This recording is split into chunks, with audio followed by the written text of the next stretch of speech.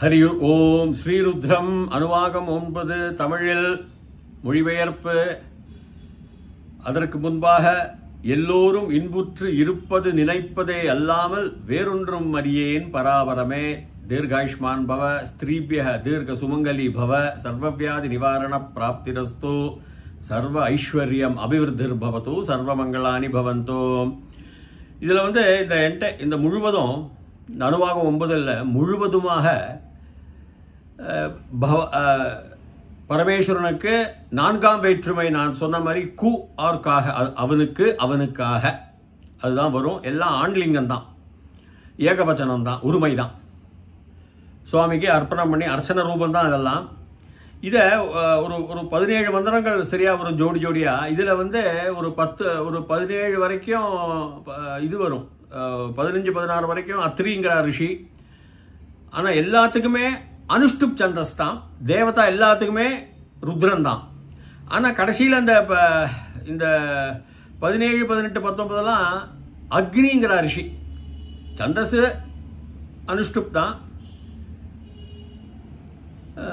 தேவதா ருத்ரன் தான் அப்படின்னு சொல்றாங்க. சரி, நான் மந்திரத்தை முழு மந்திரத்தையும் நான் சொல்லிட்டு இந்த ஒரு பாதிக்கு மேல் கொஞ்சம் மொழிபெயர்த்து அடுத்த பகுதியை அடுத்த பிரசங்கத்தில் சொற்பொழிவில் நான் மொழிபெயர்க்கின்றேன்.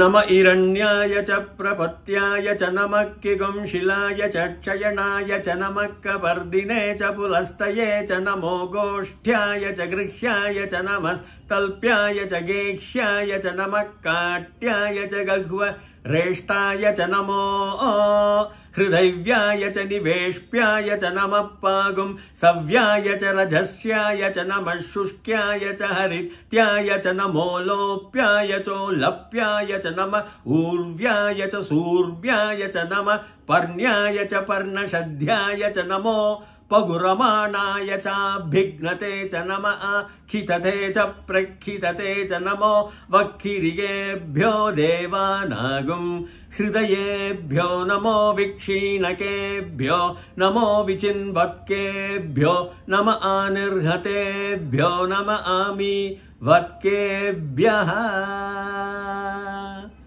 இதற்கு பிறகு திராபே அந்தசகன்னு வரும், அந்தசஸ்பதேன்னு வரும். என்ன அர்த்தம்னு பார்க்கலாம்.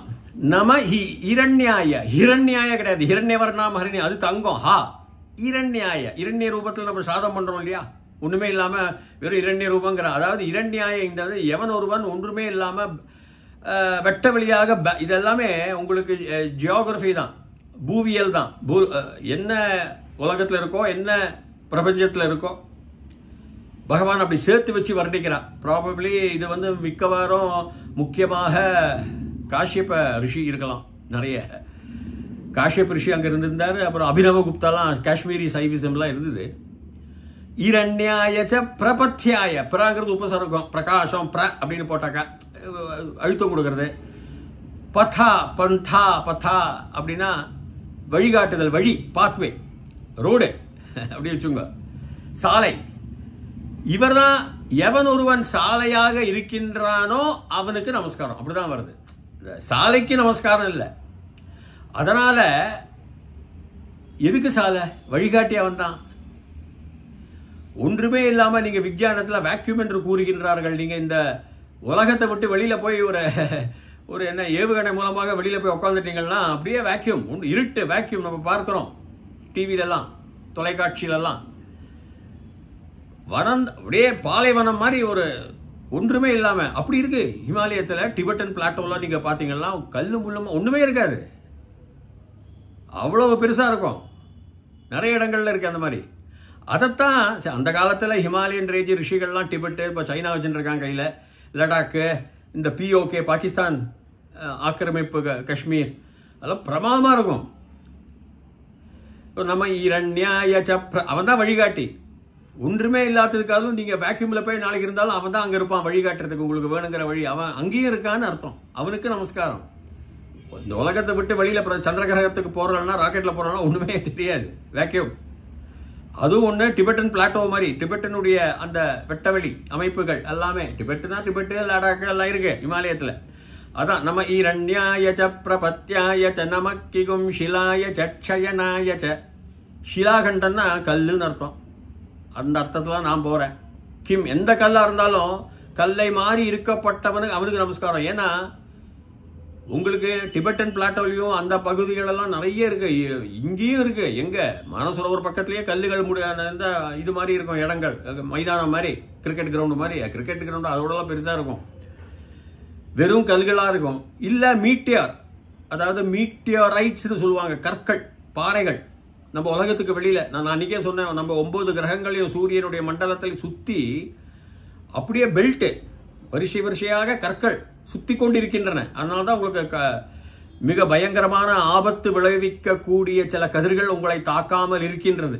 கற்கள் இருக்கு. ஷிலாகண்டம், ஷிலா நமக்கிகும் ஷிலாய சக்ஷயனாய ச. அது அழிக்கப்பட்டோம். க்ஷயனம், அக்ஷய பாத்திரங்கிறது அழிக்க முடியாது. அக்ஷய எப்போ பார்த்தாலும் அந்த அக்ஷய பாத்திரத்திலேருந்து வந்துட்டே இருக்கும் அரிசி. உதாரணம் தங்கம். க்ஷயனம் மமோபாத்த சமஸ்த துரித க்ஷயத்வாரம். இந்த துரிதத்தை க்ஷயனம் பண்றதுக்கு துவாரம் யாரு? பரமேஸ்வரனை பிரீத்தி பண்றதுதான். அதனால க்ஷயனம், அதனால நம இரண்யாய ச பிரபத்யாய ச நமக்கிகும் ஷிலாய ச க்ஷயனாய ச. அந்த எல்லாற்றையும் வேண்டாத்ததெல்லாம் அழிக்கக்கூடியவனாகிய இருக்கிற பெருமானுக்கு நமஸ்காரம். அழித்தல்கள் அழிக்கக்கூடியவனாக இருக்கப்பட்டவனுக்கு காக நமக்க பர்தினே. இப்ப நம்ம முதலேருந்து ஆரம்பிப்போம். நம இரண்யாய ச பிரபத்யாய ச நமக்கிகும் ஷிலாய ஜக்ஷயனாய ச நமக்க பர்தினே ச புலஸ்தயே ச. கபர்தினா நான் அன்னைக்கு சொல்ல, கபர்தினா யாருன்னா ஜடை முடியோட நிறைய இருப்பாங்க. நீங்க இப்ப இமாலய பிரதேசத்துல நாகாஸ் கேகாஸ்லாம் பார்த்தோம்னா அவ்வளவு ஆழ்ந்து அவ்வளவு நிலத்துக்கெல்லாம் இருப்பாங்க. கபர்தினா அவர் ருத்ரதாண்டம் ஆடி ஜடை முடிதான் அவருக்கு. சாந்தத்துல தான் முடிய அவர் கட்டிண்டு தியானத்துல போறார் சுவாமி. ருத்ரதாண்டவம் இந்த பிரபஞ்சத்தை ஆரம்பிக்கும் காலங்கள் அவருடைய ருத்ரதாண்டவத்தினாலதான் எல்லா கிரகங்களும் ஒண்ணுக்கு ஒன்னாக சுத்த ஆரம்பிச்சு. அதெல்லாம் வேலை பண்ணிட்டு இருக்கல, இப்படியே நிக்காத. நமக்க பர்தினேச்ச புலஸ்தயேச்ச. புலஸ்தயேங்கிறது நிறைய பேர் தப்பு, அது சார்த்தப்பட்ட புலஸ்த மகரிஷி அவருக்கு சார்த்தப்பட்ட அர்த்தம். புல்லுங்கிறது புல்லரிக்கிறதுன்னு சொல்லுவோம். நம்ம உடம்புல முடி புல்லரிக்கிறது. இப்போ புல் அதாவது புல்லு மாதிரி, அதாவது புல்லும்பாங்க நம்மளும். புல் தான் சம்ஸ்கிருதத்துல தாத்து. புல்லரிக்கிறது அதாவது உடம்புல அவ்வளவு முடி அவருக்கு அப்படியே எழுந்து நிற்கிறது. அப்படியே ருத்ரதாண்டவத்துல அனாயாசமாக நிற்கின்றதும்பாங்க. அப்படி ஜோரா சொல்ல முடியாது, கணக்கற்றது முடி இருக்க. ஸ்ட்ரிங் தியரிங்கிறாங்க. இப்போ எப்படி உலகம் தோன்றியது? String theory. அது மிச்சி காக்கோ அழகா சொல்லுவார் நியூயார்க் யூனிவர்சிட்டியில். அவருடைய விருப்பப்பட்ட உள்ள ஒரு அவருடைய ஆராய்ச்சி ஸ்ட்ரிங்னால வந்ததுன்னு. அதுக்கப்புறம் ரொம்ப பிசிக்ஸ் போகல, இயற்பியலுக்கு பார்க்கலாம். அதனால நமக்க பர்தினேச்ச புலஸ்தயேச்ச நம கோஷ்டியாய ச கிருஹ்யாய ச. கோஷ்டி, இந்த கோஸ்தாயங்கிறது கோவுத்திர பசுமாட்டுடைய ஸ்தானங்கள்லாம் மாட்டுக்கோட்டையெல்லாம் அதெல்லாம் தவறான சில இடத்துல இருக்கலாம் அர்த்தங்கள். நான் அதை ஏற்றுக்கொள்ளவில்லை. கோஷ்டிங்கிறது ஒரு கூட்டம். எங்க கிருஹ்யாய கிரகம், கோஷ்டியா இருக்கக்கூடியவன மாதிரி இருக்கவன, சமூகத்துல இருக்கப்பட்டவனும் இந்த கிரகத்துல. கிரகங்கிறது ஒண்ணு நிறைய அர்த்தங்கள் இருக்கு. கிரகிச்சுக்கிறது, உங்களை அடைச்சிக்கிறது, உங்களுக்கு கட்டி பிடிக்கிறது, உங்களை ஏற்றுக்கிறது, எல்லாம். கிரகங்கிறது வீடு தான். இருக்கக்கூடிய வீடு அவன் தான். நம்மளாம் இருக்கக்கூடிய அவனுடைய ஹிமாலயத்துல நீங்களும் இருக்கலாம். அவன் இருக்கக்கூடிய வீடு அங்கதான்.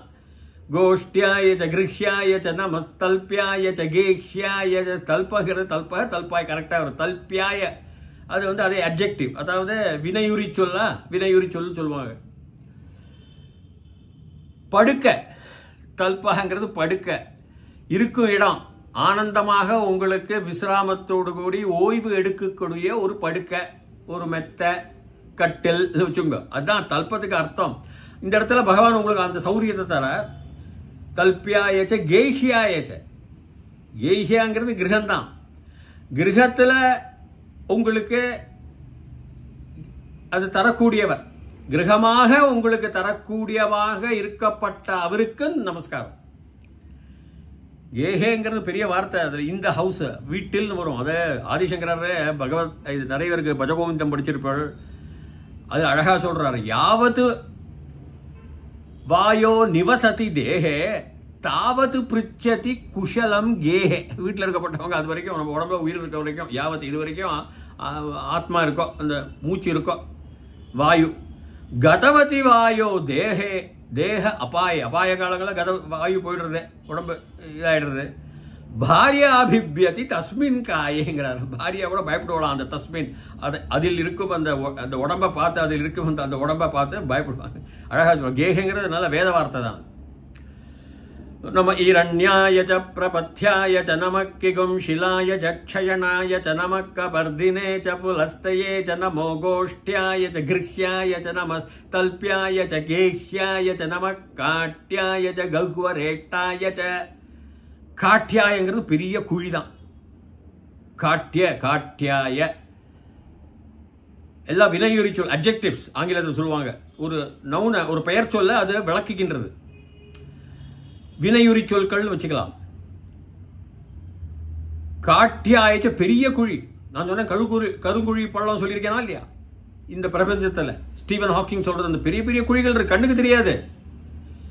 அதெல்லாம் நம்மளால அளவே பண்ண முடியாது. சூரியனோட பல கோடி மடங்கு சைஸ். நம்ம பாலை மில்கி வே, அதாவது பாலை வழியில கூட நடுவுல ஒரு பெரிய கருங்குழி இருக்கிறதாகவும் அது காந்த சக்தி இருக்கு. அதுதான் நம்மள எல்லாரையும் கரெக்டா பேலன்ஸ் பண்ணிக்கிட்டு கரெக்டா சுத்த வைக்கிறது. சூரியனை சுத்தலான்னு சொன்னேன்.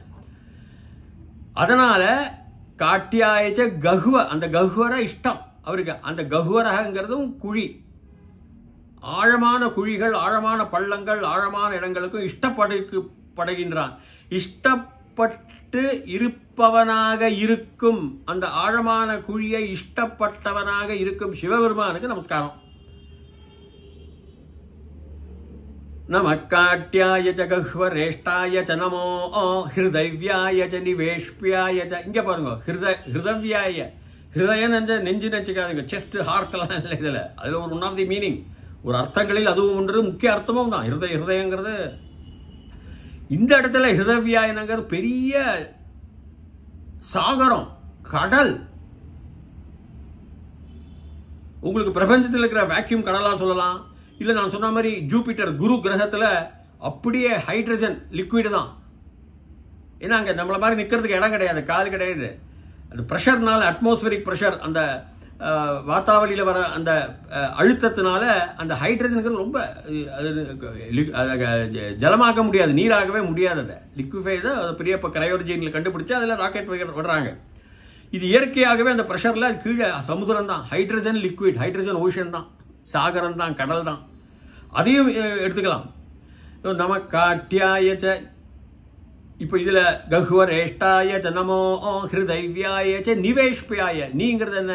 உபசர்க்கம். அது திருப்பியும் அப்படி வர்றது. எது?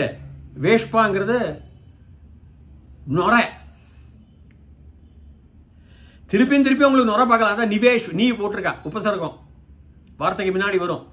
22 உபசர்க்கங்கள், அது ஒண்ணு. அப்போ என்ன சொல்றாங்க? மானசரோவர் உங்களுக்கு கடலையும் கடல் மாதிரி தான் இருக்குமா? இல்ல நீங்க சாங்சூல இப்ப சண்டை போட்டாங்க அந்த லடாக்ல, இங்க டுவாங்கா எல்லாம் சொல்லி இந்த சைனாவும் இந்தியாவும் சண்டை போட்டாங்க 5 வருஷம் 2020. அது 2000 சதுர ஸ்கொயர் கிலோமீட்டர் அந்த லேக். 2 பாகம் அவன், 1 பாகம் நம்ம வச்சுட்டு இருக்கோம் பார்டர்ல, லைன்ல. இல்ல அந்த மாதிரி நிறைய இருக்கு. ஹிமாலயன் ரீஜன்ஸ்ல போனீங்கன்னா ரொம்ப பிரமாதமா இருக்கும். சைனா வச்சுட்டு இருக்கிற ஹிமாலயஸும் பாகிஸ்தான் வச்சிருக்க. இதுதான் காஷ்யப முனிவர் இருந்தார், அபிநவ குப்தா வாழலாம். அப்போ எப்படி ஒரு நமோ ஹிருதவ்யாய ச நிவேஷ்பியாய ச நமப்பாகும் சவ்யாய ச ரஜஸ்யாய ச. இங்க சவ்யாயன என்ன? அணு, தூசி. ரஜஸ், தமசு ரஜஸ் சாத்விகம்லாம் கிடையாது இந்த இடத்துல. அது ஒரு அர்த்தம், ரஜச குணம். இந்த இடத்துல மேகம், அந்த தூசி இருக்கிற மேகமும் அவர்தான், அது மாதிரி இருக்கப்பட்டவரும் அவர்தான். அவருக்கு நமஸ்காரம். இருக்கப்பட்டவனாக இருக்கும் அவருக்கு நமஸ்காரம். தூசி மேகம், தூசி சவ்யாய அந்த ஆட்டம், ரொம்ப சின்ன இது. ரஜஸ் அந்த மேகம், தூசி டஸ்ட், தூசி, தூசியாக இருக்கப்பட்ட தூசி, மேகத்தில் இருக்கப்பட்டவர் தூசியும் அவர்தான், மேகமும் அவர்தான். மேகத்தில் இருக்கப்பட்டவர் தூசியாக இருக்கும் அவருக்கே நமஸ்காரம். நமோ ஹிருதவ்யாய ச நிவேஷ்பியாய ச நமப்பாகும் சவ்யாய ச ரஜஸ்யாய ச நம சுஷ்க்யாய ச ஹரித்யாய ச. சுஷ்கம்தாங்கிறது காஞ்சது. சுஷ்கியாயச்ச காஞ்ச இடமா இருக்கும். ஹிமாலயத்திலையும் சரி, எங்கள் வேக்யூம் உங்களுக்கு உலகத்துக்குள்ள எல்லாமே பெரிய வயல் காடாக இருக்கு. ஹிமாலயத்தில் நீங்கள் போனீங்கன்னா இப்போ அந்த திபெத்து, பாகிஸ்தான் அந்த இடங்கள்ல, லடாக்கு, காஷ்மீர்லேயும் சில இடங்கள்ல, ஹிமாலய பிரதேசங்களில் சுஷ்கமாக இருக்கும், ஒன்றுமே இருக்காது. காஞ்சி போன சவுதி அரேபியாவில் இருக்கிற டெசர்ட் மாதிரி இருக்கும், பாலைவனம் மாதிரி. சுஷ்கியாயச்ச ஹரித்தியாயச்ச. ஹரிங்கிறது உங்களுக்கு பொதுவாக பச்சை பசேல் இருக்குன்னு நம்ம சொல்கிறோம். அந்த மாதிரி பச்சை பசேல் இருக்கு காடுகளும் இலைகளும் அவர் தான். அது மாதிரி இருக்கும், அவருக்கு நமஸ்காரம்.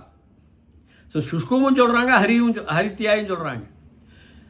எப்படி நம்ம சுஷ்கியாயச்ச ஹரித்தியாயச்ச நமோ லோப்பியாயச்சோ லப்யாயச்ச உலப்பியான்னு வரும். நம்ம லோப்பகங்கிறது என்ன? மறைந்திருக்கிறது அர்த்தம். லோப்பகங்கிறது சம்ஸ்கிருதத்தில் பெரிய வியாக்கரண பேரே லோபக தான். லோபக பவதிம்போம். சகாராந்தத்தில் விசர்க்கத்துலாம் பாலாக தத்ரனா, இந்த விசர்க்க பாலாக இருக்கு இல்லையா, 2 புள்ளி, அது வராம பாலா தத்ர, ஏன்னா அந்த வௌவல்ஸ் வரதுனால அது வந்து கிராமர். ஆனா பாலக தத்ர அப்படி வரைச்சா பாலஸ் தத்ர, அந்த தா வரதுனால அது அப்படி, அது ஒரு கிராமர் இருக்கு, விட்டு அது இப்போ நம்ம பேச ரொம்ப பெருசா போகும் அது. அதனால அதெல்லாம் லோபக மறைந்திருக்கு. அது அந்த விசர்க்கம் இருக்கு, ஆனா மறைந்திருக்கு. லோப்பியாயச்சோ உலப்பியாய.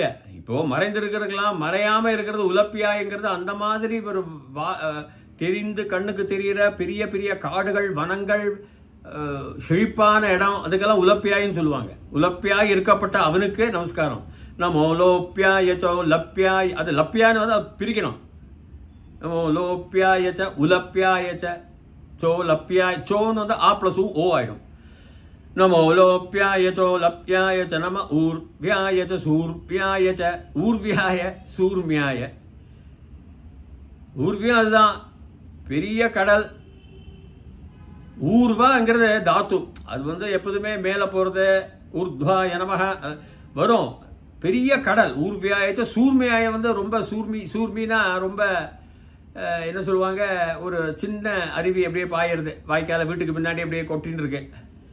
ஹிமாலய மலையத்தில் உங்களுக்கு சில இடங்கள்ல சும்மா அப்படியே அருவி ஒரு மெலிந்த வடிவத்தில் அது போயின்னு இருக்கும்.